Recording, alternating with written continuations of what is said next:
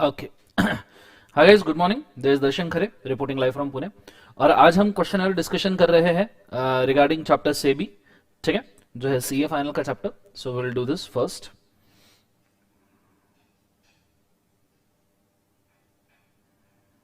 इसको पहले मैं थोड़ा लाइन से लगा दूं इन चीजों को।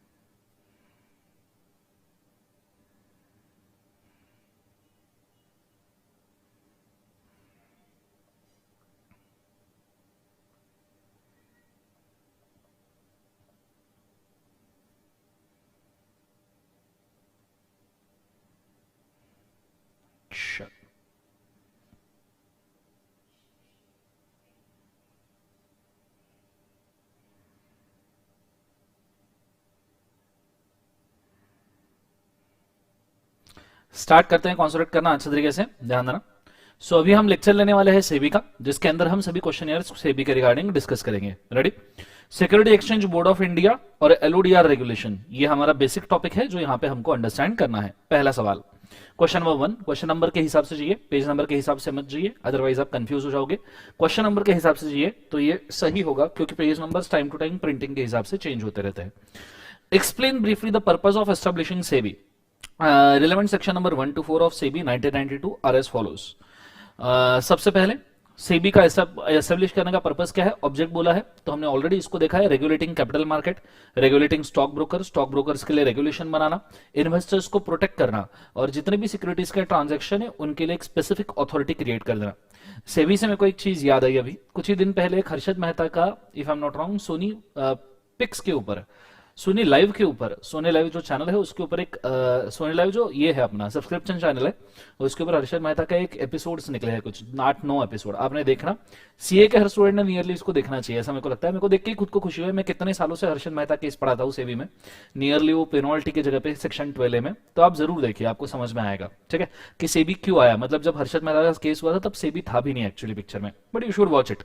ऐसी चीज है, ऐसे जो हमारे स्टडीज से रिलेटेड मूवी है, इनको आपने कभी छोड़ना नहीं चाहिए। ये इंटरेस्ट भी क्रिएट करेंगे और आपको अंडरस्टैंडिंग भी काफी अच्छा, पर एग्जाम के बाद देखना, नालायक को अभी नहीं देखना है। ठीक है, एग्जाम के बाद।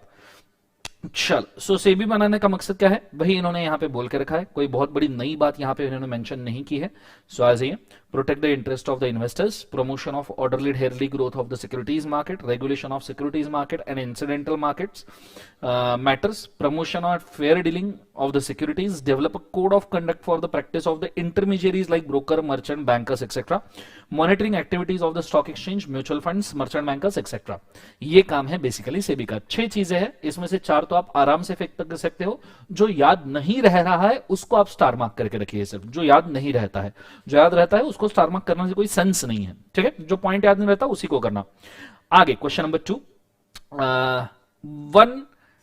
on completion of 60 years of age on 31st of March 2017, Mr. Jain retired as a professor from the university from the 1st April 2017. He was appointed as the chairman of the SEBI for a period of 3 years. 60 years का था, 3 years के लिए उसको appoint किया, चलेगा, 65 maximum age है। Under the provision of SEBI act 1992, decide whether he can be reappointed on the same post after expiry of the original tenure. 63 years का जब वो हो जाएगा तब उसका 3 इयर्स का टेन्योर खत्म होगा, तो क्या सेम पोस्ट पे वो अपॉइंट हो सकता है? हाँ, हो सकता है, पर सिर्फ 2 सालों के लिए। उसके बाद में अगर उसको अपॉइंट वगैरह होना है तो ऐसे सिचुएशन में सेबी उसको परमिशन नहीं देता है नॉर्मली। क्लियर है सबको? हाँ ना। Also state whether it could be possible for him to relinquish the office before expiry of tenure. Tenure के पहले क्या वो रिजाइन कर सकता है या रिमूव किया जा सकता है? हाँ बिल्कुल, किया या डिस्क्वालीफाई हो सकता है। 3 तरीके हैं, एक तो रिजाइन कर सकते हो, 3 महीने का नोटिस लगेगा। रिमूवल भी हो सकता है, उसके लिए भी 3 महीने का नोटिस देना पड़ेगा गवर्नमेंट को। और डिस्क्वालिफिकेशन के लिए वही अपना convicted for moral turpitude, insolvency, unsound mind, physically mentally incapable. ठीक है, कोई फ्रॉड वॉड वाला सिचुएशन क्रिएट किया या फिर कोई इंक्वायरी वगैरह बैठ गया, एडवर्स फाइनेंशियल इंटरेस्ट आ गया, इन केसेस में रिमूव हो सकता है। तो ये चीजें हमको यहाँ पे लिखनी है। देखो सेम चीज यहाँ पे मेंशन की है, मैक्सिमम एज लिमिट मेंशन की है बच्चों 65 इयर्स। चेयरमैन रहो कोई भी रहो, उन एबिलिटी इंटीग्रिटी वाले पर्सन होनी चाहिए। Right to relinquish the office, अगर वो चाहते हैं तो 3 मंथ्स का राइटिंग में नोटिस दे सकते हैं। अगर 3 महीने का आप नोटिस नहीं दे सकते और आपको अर्जेंटली छोड़ना है तो 3 महीने की सैलरी का कंपनसेशन आपको देना पड़ेगा। मतलब जो भी नोटिस कम देगा उसको, मतलब चेयरमैन ने अगर नोटिस कम दी 3 महीने से कम तो उतना सैलरी कंपनसेशन, गवर्नमेंट ने रिमूवल के वक्त कम नोटिस दी तो उतना सैलरी कंपनसेशन। नीचे उसके बाद में बोला है कि भैया अपॉइंट करेंगे, 60 इयर्स का एज था, चलो law, finance, economics, accountancy, administration, इसमें से कोई भी नॉलेज चलेगा। 3 इयर्स के लिए, but only up to 65 years of age तक के ही वो अपॉइंट हो सकता है, अप टू 31 ऑफ मार्च 2019 जो है 2 साल का अपॉइंटमेंट जो यहाँ पे अलाउ किया जा सकता है। वैसे सेबी के पर्सन का मैक्सिमम 5 इयर्स का भी अपॉइंटमेंट हो सकता है, ये आप सजेशन में यहाँ पे डाल सकते हो, कोई दिक्कत नहीं। मतलब 60 के बाद 65 तक के सीधा अपॉइंट कर सकते हो, कोई दिक्कत नहीं, वो भी आप यहाँ पे सजेशन में डाल सकते हो। तो यहाँ लिख के रखो suggestion.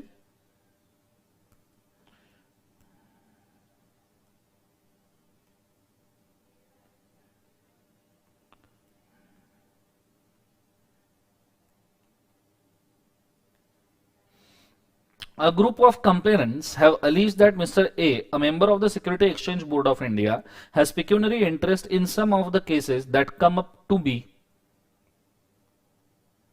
before the board, that he misused the position and therefore he should be removed from his office. Pecuniary interest मतलब adverse financial interest, केस है adverse financial interest का, बोर्ड से रिमूव करना है। The complainant seek your advice, complainant को आप advice कीजिए remove कर सकते हैं क्या, तो इस सिचुएशन में यहाँ पे देना चाहूंगा। अगर उसको एडजुडिकेटेड इंसॉल्वेंट किया गया है, मैंने अभी बोले है सभी के सभी, अनसाउंड माइंड है, convicted for offence involving moral turpitude है, फिर एक उसमें से रिमूव हो गया है, has the opinion of central government, abuse of his position and rendered continuous detrimental to the public interest, उसने ऑफिस होल्ड किया है तो वो रिमूव हो सकता है। ऐसे सिचुएशन में अपॉर्चुनिटी ऑफ बीइंग हर्ड देके आप उसको हकाल सकते हो। सेम चीज नीचे लिखी है उन्होंने, द सीजी में remove Mr after giving opportunity of being heard, ठीक है, क्योंकि उसने abuse of his position, continuation in the office, detrimental to public interest उसने किया हुआ है। क्लियर है कंसेप्ट सबको, हाँ है ना। अगला question number 4, a group of complainants have alleged that mister A, hold एक second,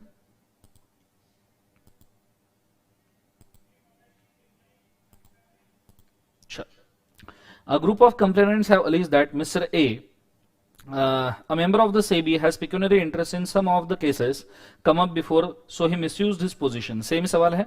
Mr. Morel, a member of SEBI, engaged in conducting inquiries of the audit of various stock exchanges. A group of complainants suspected that Mr. Morel has taken to a bribe. Mr. Morel ने bribe लिया है for the conduct of inquiries of the audit stock. Bribe लिया, adverse financial interest, abuse of position आ सकता है। Repeat सवाल है, homework, इसको वापस से एक बार कर लेना, आपका काम हो जाएगा, ठीक है। होमवर्क, क्योंकि सेम सवाल है नियरली। मैं नॉर्मली सेम सवाल इसलिए देता हूं, जितना ज्यादा आप रिपीट करोगे, दो तरीके से पढ़ाई हो सकती है, एक इंटेंसिटी या रिपीटेशन। तो अगर आप इंटेंसली उसको पढ़ नहीं सकते तो रिपीटेशन से काम हो ही जाएगा। इसलिए कई बार हम सवाल डुप्लीकेट करते हैं कि आप 2-3 बार उसको पढ़ लो तो आपका काम हो जाए। उसके बाद में security exchange board of India, question number 5, has undertaken an inspection of the books of accounts and records of LR Limited, listed public company. Specify the wagers which may be taken by SEBI under the SEBI Act 1992 to protect the interests of the investor and securities market on completion of such an inquiry. ठीक है, inquiry complete होने के ऊपर क्या कर सकते हैं?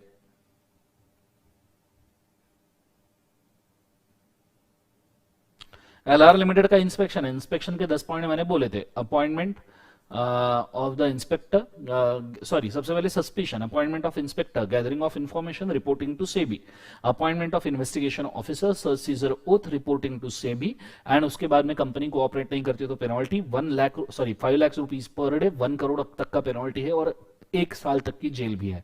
ये हमने ऑलरेडी देखा है। सेक्शन नंबर इंस्पेक्शन इन्वेस्टिगेशन जाता था 11C में, ठीक है। तो यहां पे देखते हैं आंसर क्या दिया है, आ जाइए।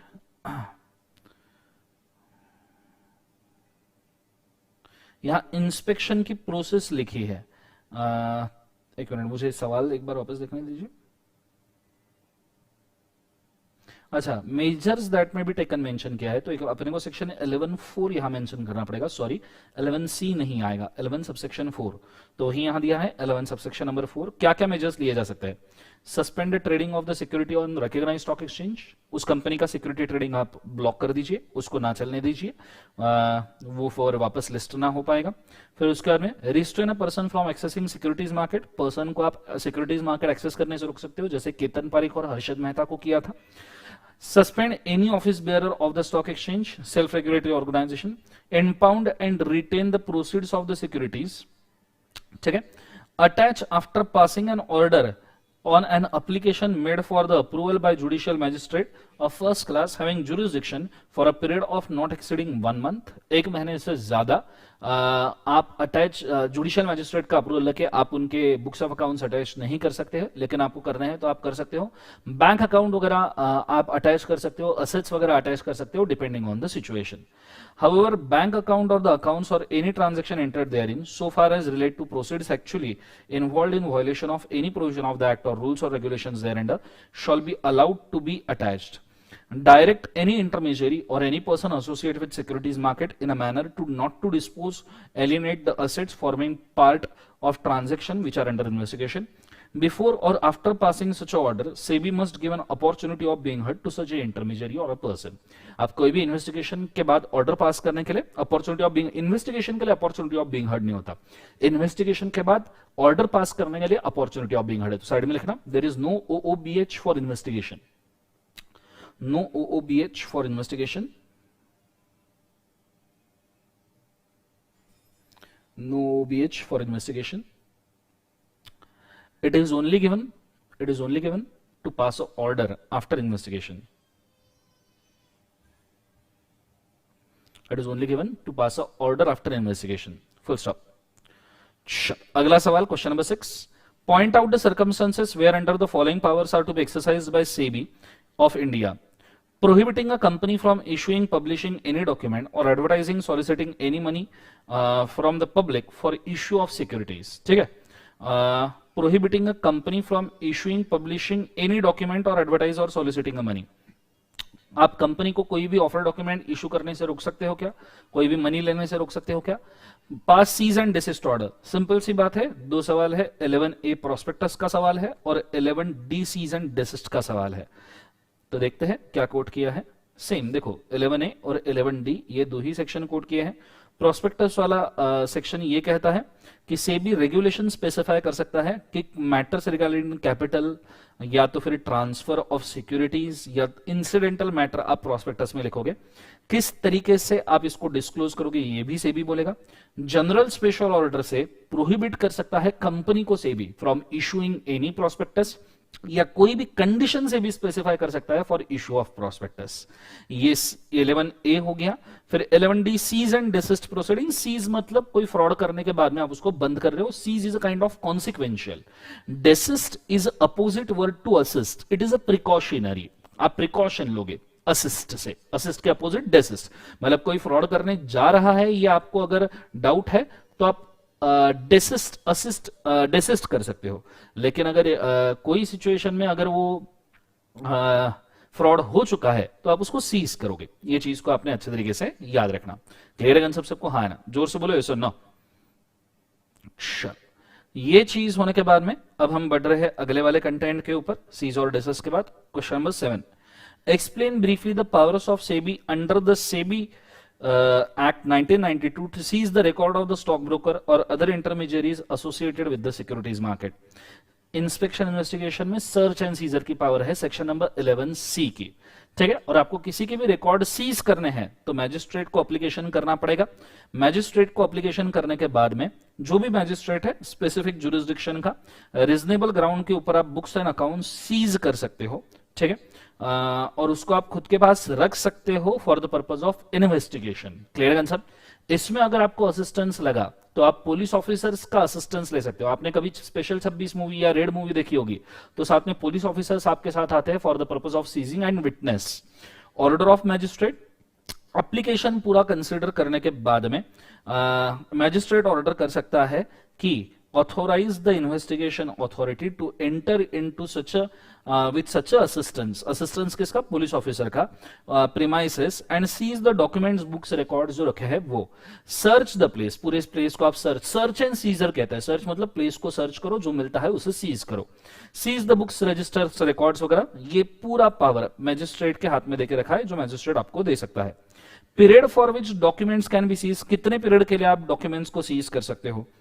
Period not later than conclusion of the investigation as it consider necessary to inform the magistrate, investigation खत्म होने तक क्या आप बुक्स को सीज कर सकते हो। नॉर्मली ये पीरियड रीजनेबली 180 डेज का होता है, पर सेबी में लिखा नहीं है 180 डेज का पीरियड, तो आपने भी ना लिखना, आपने भी यही लिखना not later than conclusion of the investigation. Concept समझ में आ रहा है, ये चीज को याद रखना। अच्छा, इसके बाद में अगले सेक्शन के ऊपर जाते हैं 12A और 15HA। अब पेनल्टीज के सेक्शन शुरू हो रहे हैं, तो जरा गौर करना, पेनल्टीज के ऊपर बहुत सारे सेबी के अंदर सवाल पूछे गए हैं, आपके काम में आएंगे। SEBI received, question number 8, SEBI received a complaint from some of the investor alleging that ABC Limited and some brokers are indulging in price manipulation in the shares of ABC Limited. Explain the powers that can be exercised by SEBI under the Security and Exchange Board of India Act 1992 in case of allegations are found to be correct. ठीक है, some of the investors, brokers indulging in price manipulation, broker indulge हो रहे हैं price manipulation में, सेबी इसके खिलाफ क्या कर सकता है भैया। 12A की पेनल्टी है, 15HA फ्रॉड की पेनल्टी है, HB हब ऑफ पेनल्टी है। अब तीनों में से 12A तो ये कंफर्म लगा सकते हो, कंपनी का फ्रॉड रहा तो 15HA लगा सकते हो। देखो 12A बहुत सारे बच्चों को समझ में नहीं आता कि सर 12A और 15HA में क्या फर्क है। ठीक है, 12A ये स्टॉक मार्केट का फ्रॉड है, स्टॉक मार्केट का फ्रॉड है, जो हर्षद मेहता जिसके लिए अलीज हुआ था, हर्षद मेहता जिसके लिए अलीज हुआ था उसका फ्रॉड है। 15HA ये फ्रॉड है रामालिंगा राजू का, सत्यम वाला फ्रॉड है, रामालिंगा राजू वाला फ्रॉड है, सत्यम वाला फ्रॉड है जो कंपनी में हुआ था, सत्यम का फ्रॉड। क्लियर है, दोनों में डिफरेंस है। आप एक कंपनी में स्टॉक मार्केट में फ्रॉड करते हो तो 12A लगेगा, 15HA कंपनी के लिए लगेगा, ये चीज को आपने याद रखना। और यहां स्टॉक मार्केट मैनिपुलेशन बोला है, वैसे मैंने कोट तो सभी किया है, पर मैं 12A से स्टिक रहूंगा। ठीक है, सबसे पहले तो स्टॉक एक्सचेंज को सस्पेंड कर सकते हैं, restrain a person from accessing securities market, ये भी हम कर सकते हैं। फिर उसके बाद में 12A में बोला है कि अगर आपने modus operandi manipulation of stock market कुछ भी लगाया हुआ है, ठीक है, employ in connection with purchase or sale of the securities listed on recognized stock exchange, manipulative और deceptive device, अगर आपने कुछ लगाया है, ऐसा कोई डिवाइस या स्कीम लगाया है जो हर्षद मेहता ने लगाया था, engage in any act or practice or business which operate as a fraud or deceit upon a person, तो ऐसा सिचुएशन में सीधी बात है कि भैया आप गिल्टी हो जाओगे 12A के अंडर। अब इस केस में as per section 15A indulge in fraudulent practice है, तो 5 लाख मिनिमम पेनल्टी है, 25 करोड़ और 3 times of profit derived whichever is higher है, मतलब मिनिमम पेनल्टी 5 लाख है, ऊपर का वेरिएबल है, वेरिएबल क्या 25 करोड़ या 3 times of profit whichever is higher, ये वेरिएबल पॉइंट आएगा आपका। क्लियर है, in the given case indulge in price manipulation of ABC limited, so 25 crore और 3 टाइम्स ऑफ पेनल्टी ये उसको यहां पे लग सकता है। क्लियर है कंसेप्ट, बिकॉज वो 12A का पेनल्टी यहां पे लगेगा जहां तक मुझे लगता है। आप 15HA ना रखिए, ये थोड़ा सा गलत हो जाएगा आंसर, मैं इसको करेक्ट करवाता हूं। यहां आप 15HA मत मेंशन कीजिए, यहां पे आप 12A मेंशन कीजिए।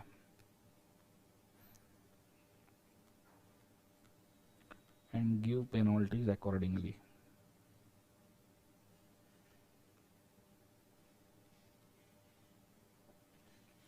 ठीक है, ये चीज को याद रखना।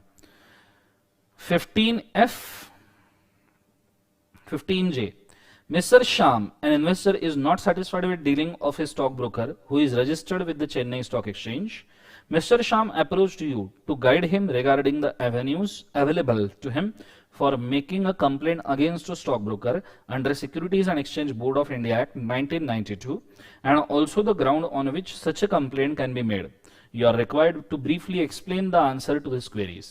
ठीक है, मिस्टर श्याम इन्वेस्टर था जो सेटिस्फाइड नहीं था उसके स्टॉक ब्रोकर के डीलिंग्स के साथ। ठीक है, तो वो आपको मांग रहा है एवेन्यूज कि स्टॉक ब्रोकर अगर कुछ गलत कर रहा है तो हम उसके खिलाफ क्या कर सकते हैं।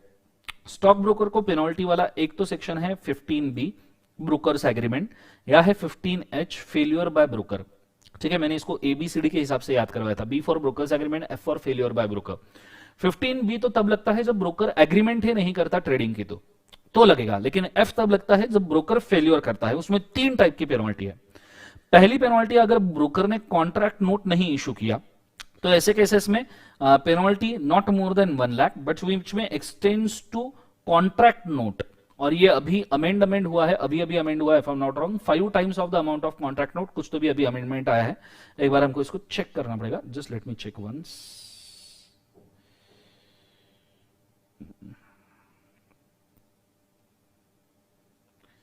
बगुदिया,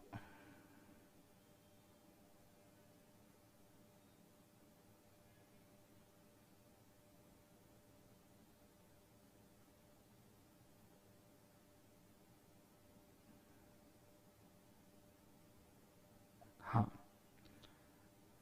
15F का ये पेनल्टी था, 1 लाख रुपी विच में एक्सटेंड्स टू 1 करोड़ रुपीस का पेनल्टी है। 1 लाख से 1 करोड़ का कॉन्ट्रैक्ट नोट के लिए 15A में देखो क्लॉज ए यहां पे लिखा है, कॉन्ट्रैक्ट नोट के लिए 1 लाख से 1 करोड़ का था। पहले 5 टाइम्स वगैरह बात करते थे।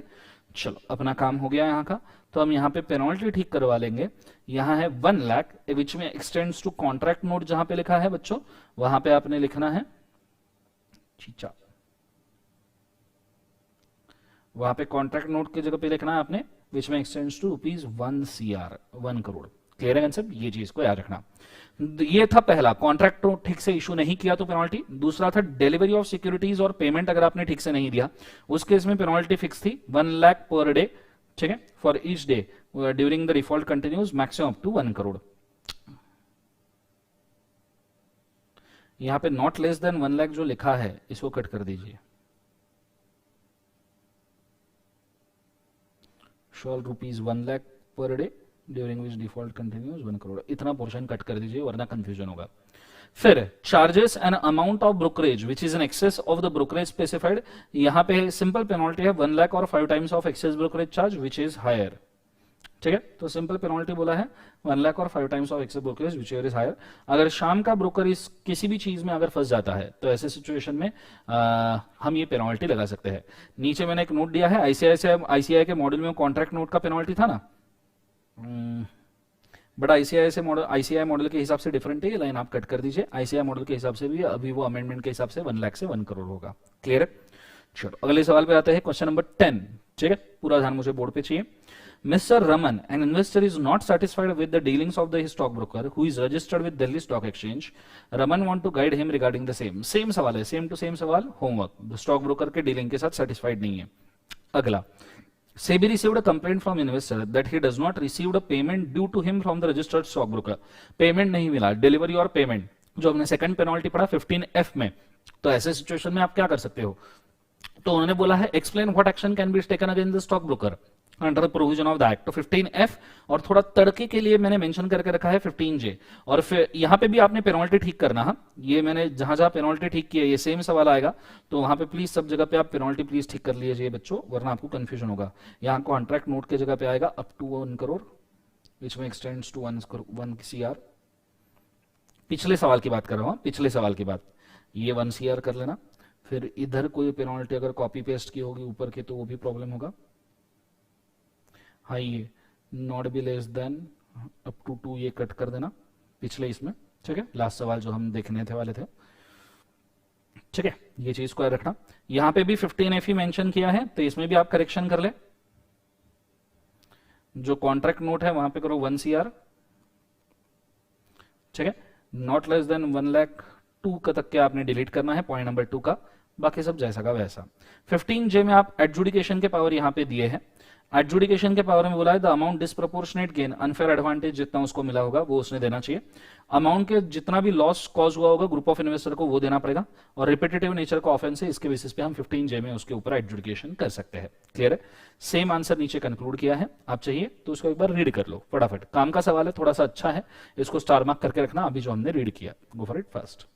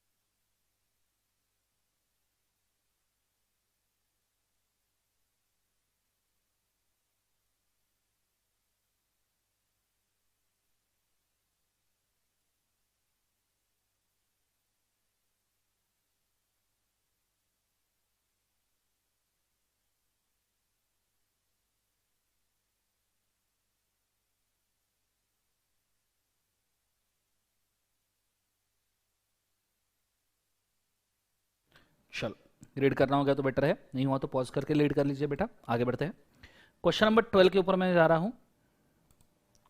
An investor has complained to SEBI that he has not convinced the payment due to him from the stock broker registered with Kolkata Stock Exchange Association Limited. The complaint has requested SEBI to take appropriate action against the stockbroker. You are required to state the reference to the provisions of the Security Exchange Board of India. The following answer. What action SEBI can take against the stockbroker on the complaints as stated above?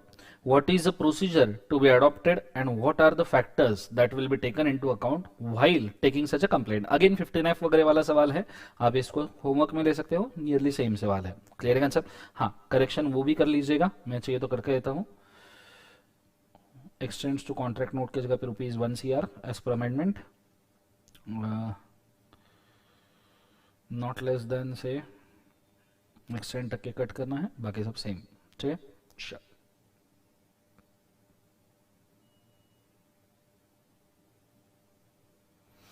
और 15G insider trading के ऊपर penalty mention करके रखा है यहाँ पे, तो आइए सवाल पढ़ते। Question 13, on a complaint of Mr. Kamlesh Gupta, after inquiry, SEBI find that Mr. P. Mehra, a chief executive officer of the company, on the basis of unpublished price-sensitive information, has indulged in a trading of the securities of that company.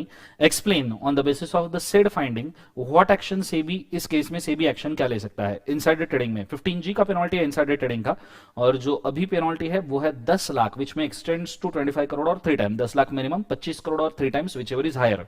Clear है? Insider trading कितने तरीके से होता है? अगर बंदा खुद के बिहाफ पे इनसाइडर ट्रेडिंग करे, खुद करे तो, या प्राइस सेंसिटिव इंफॉर्मेशन किसी को कम्युनिकेट करे तो, या किसी को डायरेक्शन करे, काउंसिल दे या प्रोक्योर करे और बताए कि ये ट्रेड कर, तो ऐसे सिचुएशन में वो लायबल होगा। फिर हम यहाँ पे इनसाइडर ट्रेडिंग की बात कर, इनसाइडर ट्रेडिंग के पेनल्टी लगा देंगे, non public price sensitive information. Clear है कंसेप्ट? फिर 15 cases head, jurisdiction, establishment, procedure और अथॉरिटियल चीजों के ऊपर सवाल है।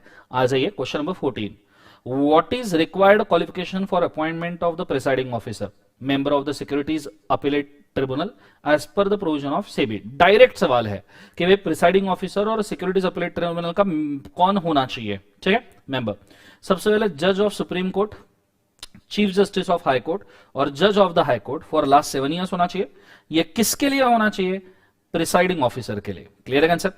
और अगर आपको मेंबर बनना है सैट का, सिक्योरिटीज अपीलेट ट्रिब्यूनल का, तो ऐसे सिचुएशन में judicial member shall not be qualified for appointment of judicial member unless he has been a judge of high court for at least 5 years. High court का जज होना चाहिए set का member बनने के लिए। प्रिसाइडिंग ऑफिसर के लिए ऊपर का है 7 साल का है, यहाँ सैट का मेंबर बनने के लिए 5 साल, और टेक्निकल मेंबर बनना है तो he has been a secretary और additional secretary to the ministry of department of central government.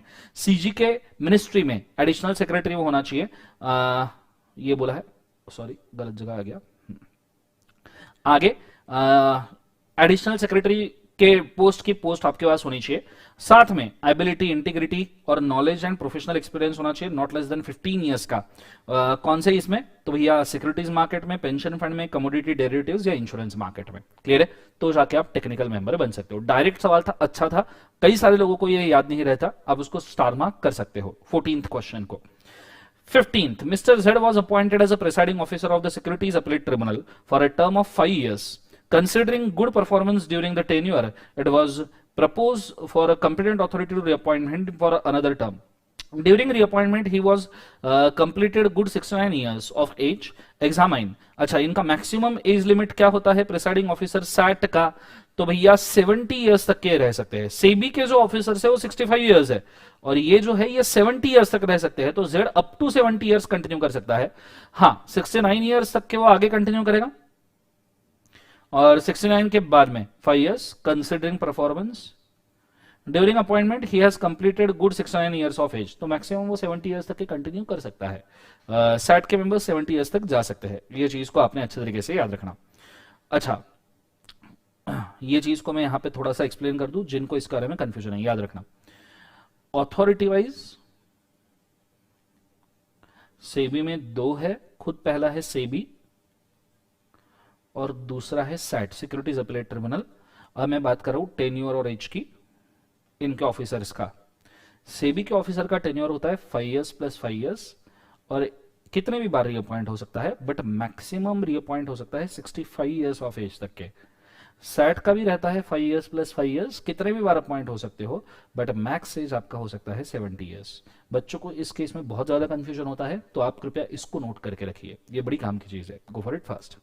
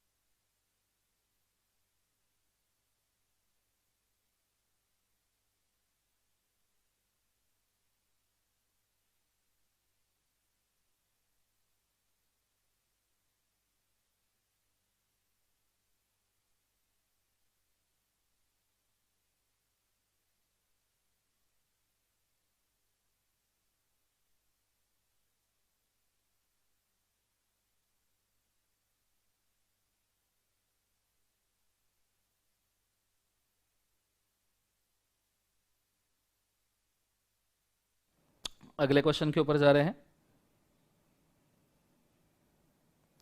अगला क्वेश्चन नंबर है 16, नवंबर 03 का सवाल है। Mr Clever who is registered as an intermediary fails into enter into an agreement with the client and hence penalised by the SEBI under 15B। Mr Clever also remedies are available against him for order of SEBI. तो यहाँ appeals वगैरह की बात की जा रही है। 15B तो उन्होंने मेंशन करके ही रखा है, आप देख सकते हो। 15T 15Z भी मेंशन किया है for the purpose of appeal. अब अपील के जो सेक्शन है आपने इसके अंदर याद रखना है कि सबसे पहली बात कि आप 15T में अपील कर सकते हो अपीलेट ट्रिब्यूनल को, उसके लिए आपको 45 डेज का पीरियड नॉर्मली दिया जाता है, और ट्रिब्यूनल ये अपील डिस्पोज करता है अपॉर्चुनिटी ऑफ बीइंग हर्ड वगैरह देने के बाद में, normally with in the period of 6 months. ठीक है, with in the said period. Said period मतलब नॉर्मली रीजनेबल पीरियड 6 मंथ्स का होता है। फर्दर अपील टू आप कर सकते हो सुप्रीम कोर्ट आफ्टर सैट। ठीक है, जो सुप्रीम कोर्ट का अपील आप 60 डेज में कर सकते हो, फर्दर एक्सटेंशन आपको 60 डेज का मिलता है, और सुप्रीम कोर्ट इसको डिस्पोज कर सकता है विद इन सुमोटो। सुमोटो मतलब जैसे उसको सही लगे उसके हिसाब से। क्लियर है कंसेप्ट सबको? हाँ है ना? और एक्सटेंडेड पीरियड यहाँ पे 60 डेज का लिखा हुआ है। ठीक है, तो यहाँ ये नहीं लिखा है सुप्रीम कोर्ट डिस्पोजल, तो लाइन ऐड कर देना, supreme court can dispose a case suo motu. खुद के हिसाब से जब चाहिए तब सुप्रीम कोर्ट केस डिस्पोज कर देगा। Question 17. Examine the provision of the Security Exchange Board of India. State the penalties to which the following shall be subject to. In case of default committed by the registered stockbroker in the payment of amount due to investor. ये तो अपना straight away 15F वाला penalty है। अगर आपने नहीं दिया है तो आपको वो 15F का 1 लाख पर डे और 1 करोड़ whichever is lower वाला penalty लगेगा। In case of registered stockbroker communicating some of the unpublished price sensitive information to a person on his request, 15G वाला पेनल्टी आएगा 10 लाख से लेकर 25 करोड़ और 3 times of profit derived whichever is higher वाला penalty. What factor shall be adjudication officer take into account while adjudicating the quantum of penalty under this act? तो simple सी बात है 15F, 15G, 15J adjudicating officer ने क्या क्या consider करना चाहिए। यहाँ पे भी वापस करेक्शन है, नॉट लेस देन से लेकर 2 तक आप इसको कट कर दीजिए प्लीज, और यहाँ कॉन्ट्रैक्ट नोट की जगह पे ₹1 CR आप लिख लीजिए। कुछ लोगों के बुक्स में बाद में, मतलब अभी तो नहीं है, बाद में जब रिप्रिंट होगा तो माइट भी ऐसा हो सकता है कि ये चीजें आपके इसमें ऑलरेडी करेक्टेड हो। ठीक है, उसके बाद में penalty for insider trading mention किया है यहाँ पे। ठीक है, और फिर उसके बाद में इनसाइडर ट्रेडिंग कितने तरीके से हो सकता है, जैसे मैंने बोला था, खुद करता है, कम्युनिकेट करता है अनपब्लिश इंफॉर्मेशन, काउंसिल करता है, प्रोक्योर करता है, डायरेक्शन देता है। 15J में adjudication, amount disproportion to gains देखना पड़ेगा, अमाउंट ऑफ लॉस कॉज कितना, रिपीटेटिव नेचर ऑफ ऑफेंस कितना, इसके हिसाब से पेनल्टी लगाएंगे हम 15J में। क्लियर है आंसर कि भैया कितने बार फ्रॉड किया है, कैसे किया है, जानबूझ के किया है, गलती से हुआ है, ये सब देखना पड़ता है। ठीक है, अगला 18 सवाल। State the circumstances under which security exchange board of India may exercise the following power. Prohibit a company from issuing prospectus, any offer document, advertisement और सॉलिसिटिंग मनी, मतलब स्ट्रेट अवे 11A का सवाल हो गया ये। Pass cease and desist order 11D का सवाल हुआ, सेम सवाल हमने सॉल्व किया है। Explain the remedies available under the security exchange board of 11A 11D, साथ में 15T और 15Z लगा दिया है कि भैया अपील करो, सेट करो और फिर सुप्रीम कोर्ट को। सेम सवाल है, इसको होमवर्क ले लेना।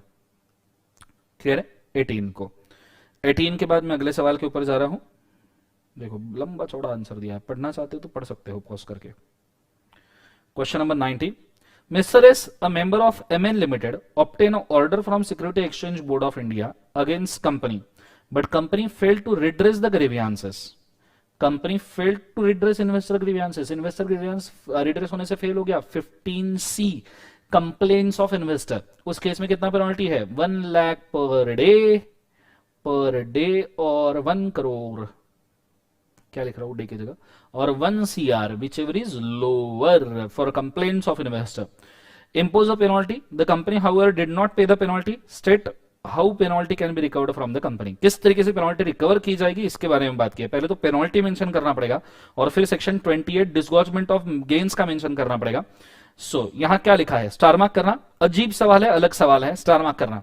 If a person fails to pay a penalty imposed, an adjudication officer fails to comply with directions of the board for refund of the monies, fail to comply with directions of disgorgement order.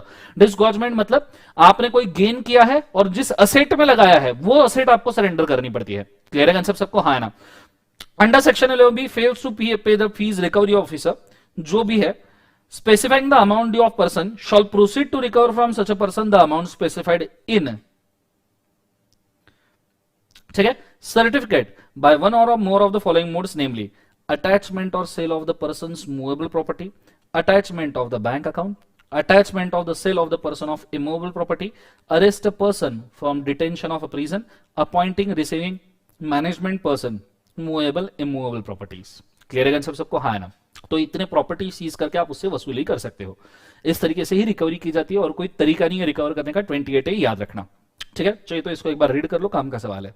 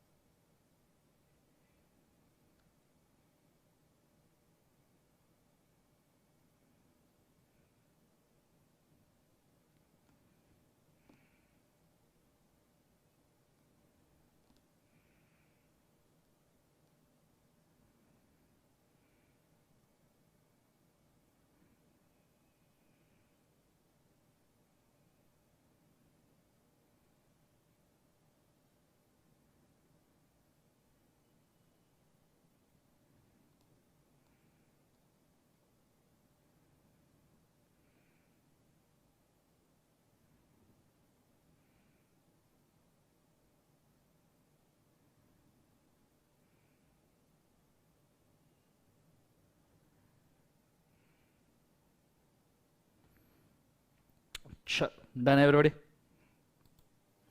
Next, Mr. Ravi failed to pay the penalty imposed by adjudicating officer for offence committed under the Security Exchange Board of India Act 1992.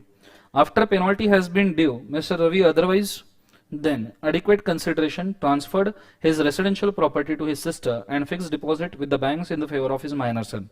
Minor son has become a major and deposit continues to be held by his son. उसने उसकी property दे दी भाई बहन के नाम पे और दे दिया minor सन के नाम पे बैंक अकाउंट, ठीक है, बचने के लिए। With reference to the provisions of the Companies Act, पागल है क्या अथॉरिटी? क्योंकि उनके चेहरे पे क्या सी लिखा है क्या यहाँ पे कि वो छोड़ देंगे? Whether residential property and the fixed deposit of the banks can be attached for the recovery by officer. Whether recovery officer can seek assistance. बड़ा प्यारा सवाल है भैया और एकदम प्रैक्टिकल है, ऐसे लोग करते भी है, कई बार मैंने देखा हुआ है practically, that's why I can say. GST में तो कई बार हमने देखा हुआ है। तो अटैचमेंट ऑफ प्रॉपर्टी यहां हो सकता है, तो यहां मेंशन वही किया है, attachment sale, same answer mention किया है, sale of immovable property, bank account को immovable property of a person, detain and imprison, appoint a receiver वगैरह सेम बोला है, ठीक है। फिर नीचे आंसर आप किस तरीके से ड्राफ्ट करते हो इसके ऊपर है, क्योंकि यहां पे ट्रांसफर ऑफ प्रॉपर्टी का आंसर है, तो देखना। Further, recovery officer is empowered to attach the fixed deposit with the banks which are transferred by Mr. Ravi in the name of his son. Obviously उसके पास पावर है।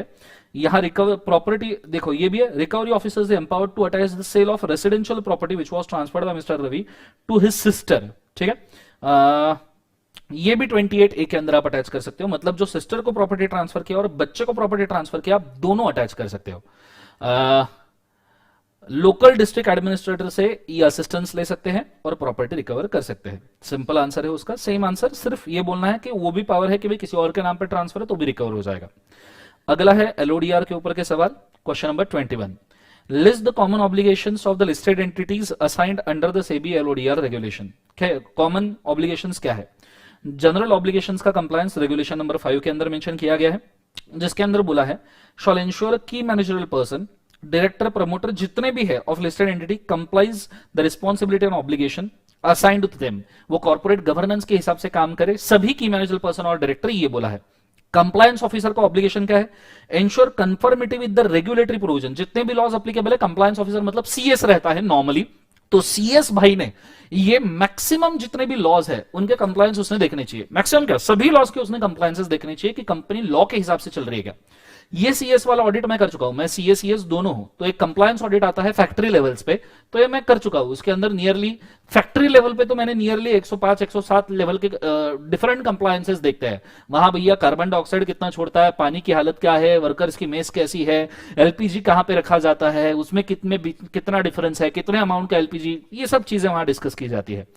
उसके बाद में coordinate with the reporting to the board of directors और stock exchange, इनके बीच में communication और सेबी के बीच में कम्युनिकेशन, ये कंप्लायंस ऑफिसर फैसिलिटेट करेगा। Ensure that correct procedures has been followed, normal correction procedure आपने फॉलो करनी चाहिए for the purpose of correctness, authenticity and persuasiveness of the information and statement या रिपोर्ट जो वो दे रहे हैं।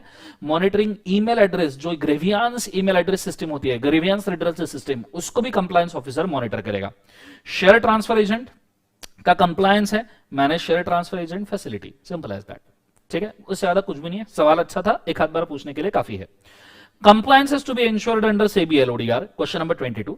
लीस्ट क्वार्टरली कंप्लायंसेस, मैंने मेरे बुक के अंदर क्वार्टरली कंप्लायंसेस का पूरा लिस्ट देके रखा था। अगर आपको अभी भी यकीन नहीं है तो मैं मेरा सेबी का चार्ट ओपन करके दिखाता हूं, अगर आपको याद होगा तो। और ये मैंने इसीलिए दिया था कि भैया आपका सभी का सभी जो वर्किंग है वो काफी अच्छे से हो जाए, इसीलिए। आ जाइए, यहाँ पे मैंने डायग्राम ड्रॉ किया होगा, जस्ट शो यू, यहाँ किया है या कहीं और किया है, मैं कोई याद भी आना चाहिए जिंदगी में। हाँ, ये देखिए एलओडीआर के रिक्वायरमेंट के क्वार्टरली कंप्लायंसेस का डायग्राम। अब जिन्होंने सिर्फ क्वेश्चनर लेक्चर लिया है वो इसका फोटो खींच सकते हैं, समझाने के लिए समय नहीं रहेगा, पर इसके अंदर मैंने 4 तरीके से कंप्लायंसेस देके रखे हैं simply. Quarterly, annual compliances, board meeting notice कितने तरीके से दे सकते हैं, और मिसलेनियस। नियरली से एलओडीआर का मैक्सिमम कंटेंट इसी चार्ट में खत्म हो जाता है, तो आपको चाहिए तो आप फोटो खींच के रख सकते हैं, काम में आएगा। कितने क्वार्टरली कंप्लायंस है वो मैंने लिख के रखे हैं, जिन्होंने मेरे क्लास किया है वो इसको पढ़ लेंगे तो इमीडिएटली उनको याद आ जाएगा, क्योंकि हमने इसको बहुत डीप में पढ़ा है इस चीज को। खींच लो फोटो। चलो, सो क्वार्टरली कंप्लायंसेस थोड़ा सा आपने रीड कर लेना खुद, रिवाइज भी हो जाएगा एंड आई गेस याद भी आ जाएगा अच्छे से। Ready, let's go. फिर क्वार्टरली कंप्लायंसेस की लिस्ट देनी है जो यहाँ पे मेंशन की है, हमने ऑलरेडी इसके लिए डायग्राम ड्रॉ करके रखा है, उसको आप सिर्फ वर्ड पैरामीटर में आपको मेंशन करना जरूरी है। आगे ऑडिट कमेटी के ऊपर सवाल है।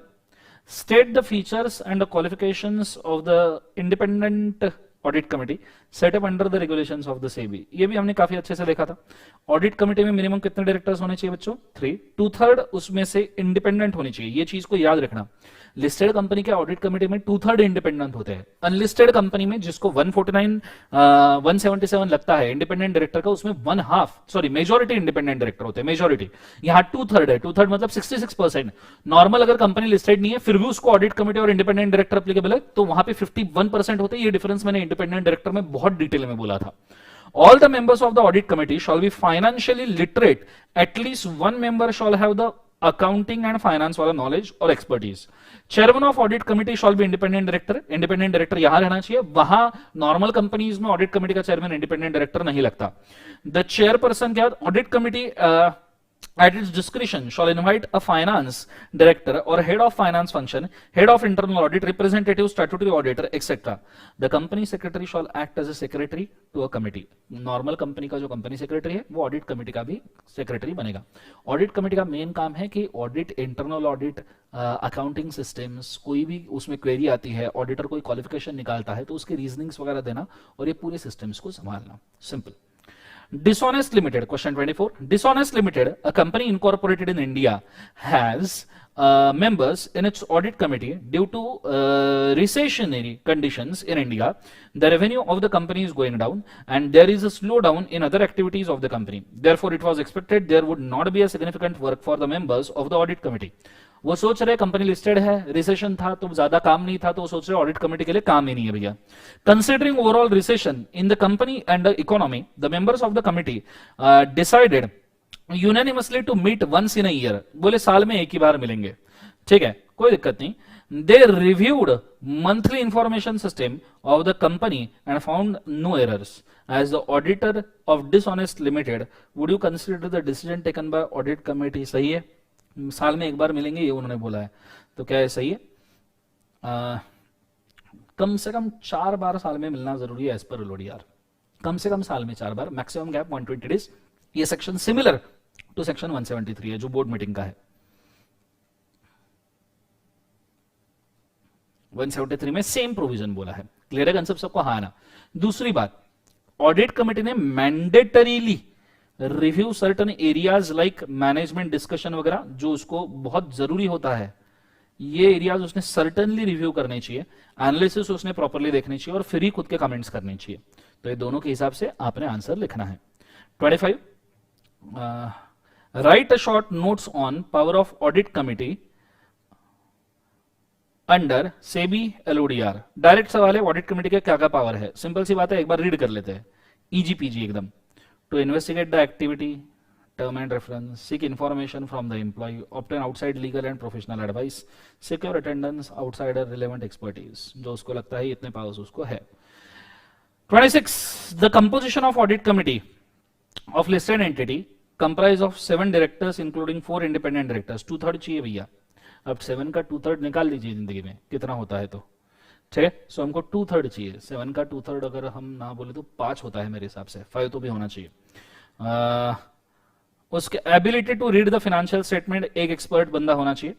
Its securities on recognized stock exchange for the month of August 2019, referring to the regulations, Securities and Exchange Board of India, listing obligation and disclosure requirement regulations 2015, decide whether existing audit committee can continue after listing of securities।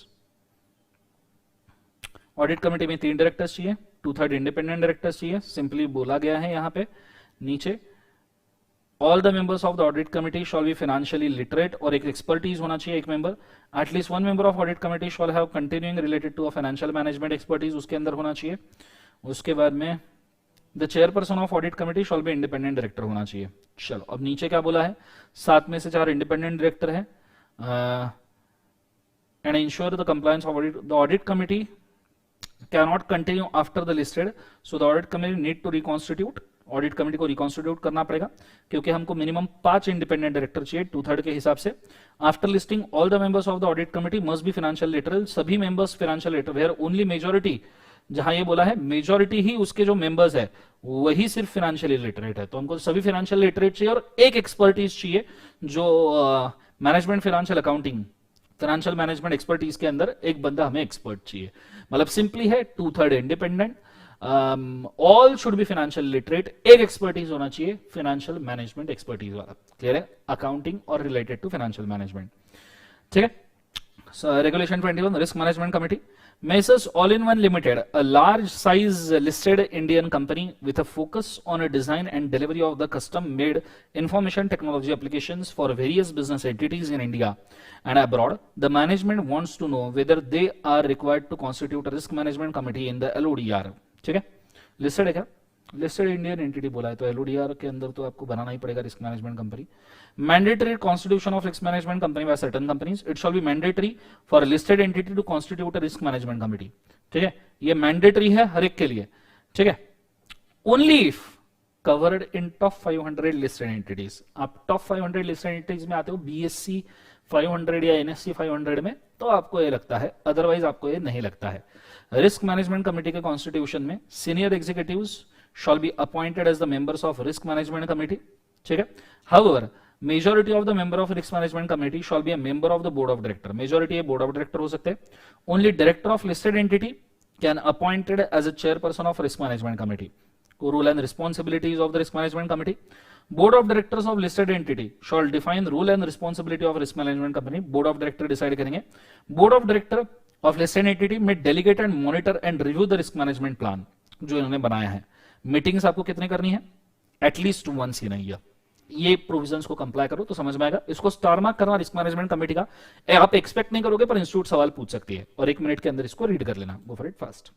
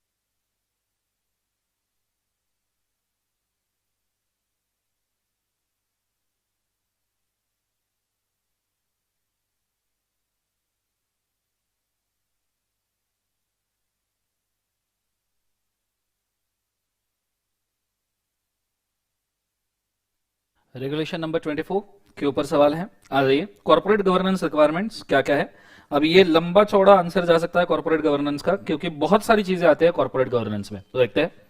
28 Mrs. PQR listed entity which is subsidiary Twing Limited state the corporate governance requirement with respect to subsidiary of listed entity as per SEBI LODR regulations। क्या corporate governance के requirement है, direct सवाल है, मैं चाहूंगा इसको अभी read कीजिए,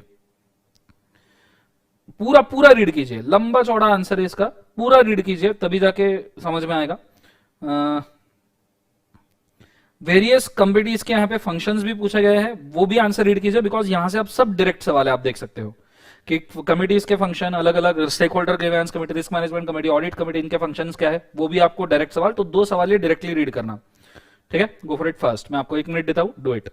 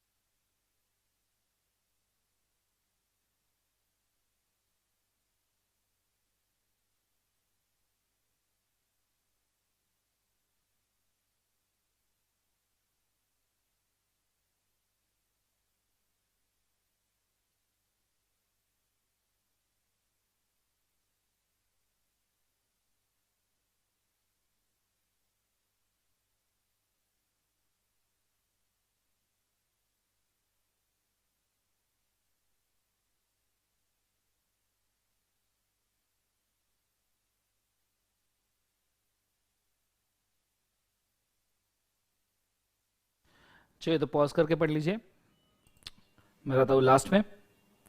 ये जो आपका लास्ट सवाल है क्वेश्चन नंबर 30, ये किसी काम का नहीं है। आईसीडीआर रेगुलेशन आप देख सकते हो, आईसीडीआर रेगुलेशन है, और आईसीडीआर आपके रेगुलेशन सिलेबस में नहीं है, तो आप इस क्वेश्चन को कट कर सकते हो।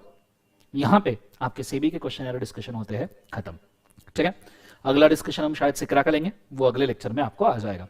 So thank you so much. Lecture कैसा लगा जरूर कमेंट में बताइएगा, पसंद आया तो लाइक कीजिएगा, दूसरे से शेयर भी कीजिएगा। ठीक है, good day, God bless you बेटा, टेक केयर।